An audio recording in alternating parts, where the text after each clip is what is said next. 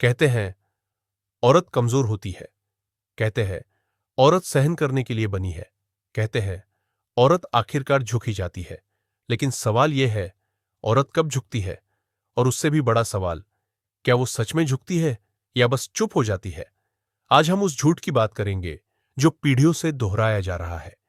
एक ऐसा झूठ जिसे सच मानकर समाज ने लाखों औरतों की आवाज दबा दी। अध्याय 1, झुकना और चुप रहना। फर्क समझिए। समाज को एक भ्रम है। उसे लगता है अगर औरत कुछ नहीं बोल रही तो वो मान गई। अगर वो रो नहीं रही तो उसे दर्द नहीं है। अगर वो वापस जवाब नहीं दे रही तो वो हार गई। लेकिन सच्चाई ये है, औरत जब चुप होती है तब सबसे ज्यादा सोच रही होती है। वो हिसाब लगा रही होती है, बच्चों का भविष्य, मां बाप की इज्जत, घर की शांति और समाज की जुबानें। झुकना मजबूरी हो सकती है, लेकिन कमजोरी नहीं। अध्याय 2, बचपन से सिखाया गया झुकना। लड़की पैदा होते ही उसे सिखाया जाता है, धीरे बोलो, ज्यादा मत हंसो, घर की इज्जत तुम्हारे हाथ में है, समझौता करना सीखो। जब भाई गलती करे, लड़का है हो जाता है। जब बहन सवाल करे, लड़की होकर ज्यादा मत बोलो। यहीं से शुरू होता है झुकने का पाठ्यक्रम। कोई नहीं पूछता क्या वो तैयार है, क्या वो खुश है, क्या वो सुरक्षित है। अध्याय 3, शादी, जहां झुकना संस्कार बन जाता है। शादी के बाद औरत से कहा जाता है, अब ये तुम्हारा घर है, थोड़ा एडजस्ट कर लो। सब सह लेती है औरत, लेकिन कोई ये नहीं पूछता, जब वो हर दिन खुद को तोड़ रही है तो उसे जोड़ कौन रहा है? पति की चुप्पी को उसकी किस्मत मान लिया जाता है, ससुराल की बेरुखी को उसका फर्ज। और कभी कभी जिंदगी हमें एक ऐसे मोड़ पर खड़ा कर देती है जहां हमारे सामने सिर्फ दो रास्ते होते हैं। पहला, कि हम दूसरों की मर्जी के हिसाब से खुद को छोटा कर लें, और दूसरा, कि हम अपने व्यक्तित्व को इतना बड़ा बना लें कि दुनिया हमें खोने के नाम से भी डरने लगे। यहीं पर एक औरत को फैसला करना होता है। उसे ऐसा बनना है जिसे कोई भी राह चलता इंसान हल्के में ले ले, या ऐसा बनना है जिसे खोना किसी के लिए भी एक बुरे सपने जैसा हो। आचार्य चाणक्य कहते हैं कि अगर एक स्त्री के पास धैर्य, बुद्धि और आत्मसम्मान है तो वो साक्षात लक्ष्मी का रूप है। आपको किसी पर हक जताने की जरूरत नहीं है। बस खुद को इतना ऊंचा उठा लीजिए कि आपके बिना सामने वाले को अपनी जिंदगी अधूरी लगने लगे। दृश्य 2, आत्ममूल्य और संतुलन। पहली बात, अपनी कीमत खुद तय करो। अक्सर हम पूछने लगती है, क्या मुझ में ही कोई कमी है? क्या मैं ही गलत हूं? जब आप ये सवाल दूसरों से पूछती हैं तो आप अपनी चाबी उनके हाथ में दे देती है। चाणक्य कहते हैं कि जो अपनी कीमत दूसरों की नजरों में ढूंढता है वो हार जाता है। झुकना बुरा नहीं है, पर खुद को मिटा देना सबसे बड़ा गुनाह है। वो औरत जिसे खोने से मर्द डरते हैं वो कभी अपनी पहचान खत्म नहीं करती। दूसरी बात, सिर्फ दिल से नहीं, दिमाग से भी काम लो। भावनाएं अच्छी होती हैं, लेकिन जब आप सिर्फ भावनाओं में बहकर फैसले लेती हैं तो लोग आपको कमजोर समझने लगते हैं। एक मजबूत औरत प्यार तो गहराई से करती है, लेकिन अपनी गरिमा का सौदा कभी नहीं करती। कई औरतें रिश्ते के लिए अपनी सहेलियां, अपनी पसंद और अपने लक्ष्य छोड़े डेज देती है। पर याद रखिए, जिस औरत का अपना एक अलग वजूद होता है उसे खोने का डर हर किसी को रहता है। दृश्य 3, मर्यादा और विकास। तीसरी बात, हर समय उपलब्ध मत रहो। स्पेस की नीति। चाणक्य कहते हैं कि जरूरत से ज्यादा किसी पर निर्भर होना अनादर को जन्म देता है।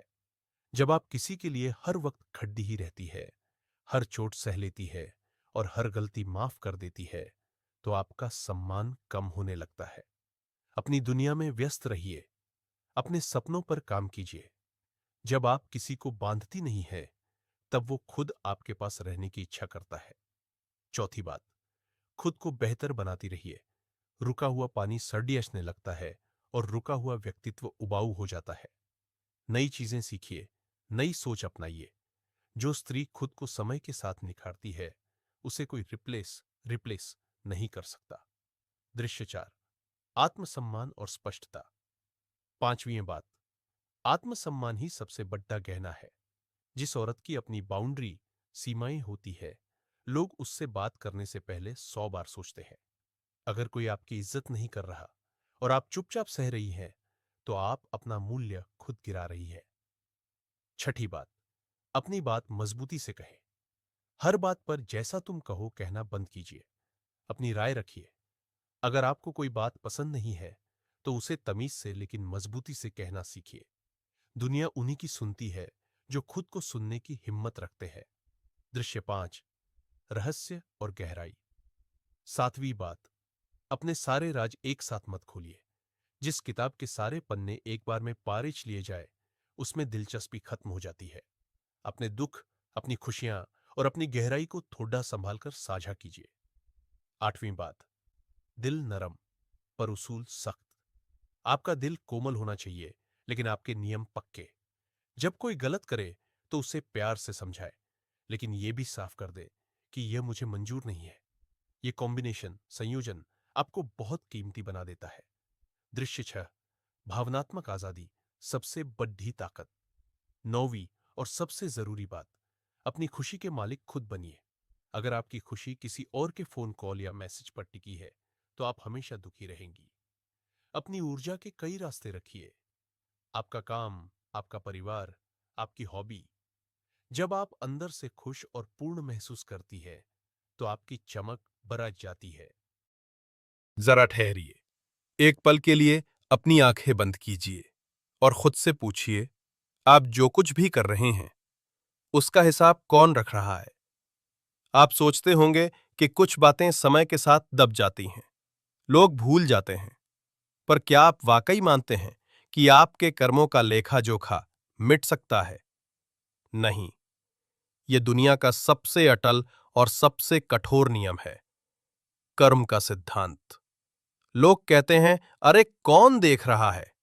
पर सच्चाई यह है कि आप दुनिया की नजरों से बच सकते हैं, पर उस अदृश्य न्याय की नजरों से नहीं, जो आपकी सोच, आपकी नीयत और आपके हर शब्द को रिकॉर्ड कर रही है। आज इस वीडियो में हम जानेंगे कि आपके कर्मों का हिसाब कैसे होता है, यह हिसाब कब और कहां मिलता है, और सबसे महत्वपूर्ण, आप अपने कर्मों का बोझ हल्का कैसे कर सकते हैं। तो तैयार हो जाइए अपने जीवन की सबसे बड़ी सच्चाई का सामना करने के लिए। इस वीडियो को अंत तक देखिएगा, क्योंकि ये सिर्फ सिद्धांत नहीं है, ये आपके आने वाले कल की कुंजी है। शुरू करने से पहले कमेंट्स में लिखिए, मैं अपने कर्मों का हिसाब साफ रखना चाहता हूं।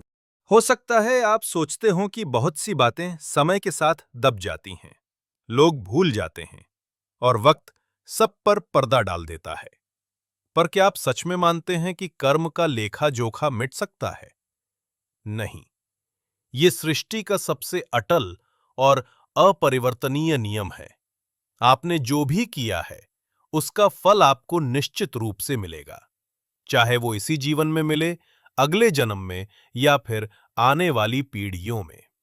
आंखों से बच सकते हैं, न्याय की नजर से नहीं। जब हम कोई गलत काम करते हैं, तो अक्सर सोचते हैं, अरे कौन देख रहा है? सुनिए, आप दुनिया की आंखों से बच सकते हैं, पर उस नजर से नहीं बच सकते जो आपके अंतरतम, आपकी नीयत को भी देखती है। संसार की अदालत में हो सकता है झूठ चल जाए, सबूत मिट जाए और गवाह बिक जाए, लेकिन ईश्वर की अदालत में हर क्षण रिकॉर्ड हो रहा है, और उस रिकॉर्डिंग को कोई भी डिलीट नहीं कर सकता। याद रखें, कर्म सिर्फ आपके हाथों से किए गए काम नहीं है। कर्म तो आपकी सोच है, आपकी नीयत है और आपके शब्द भी है। किसी का मन दुखाना, किसी की उम्मीद कुचल देना, किसी का हक छीन लेना, किसी को अपमानित करना,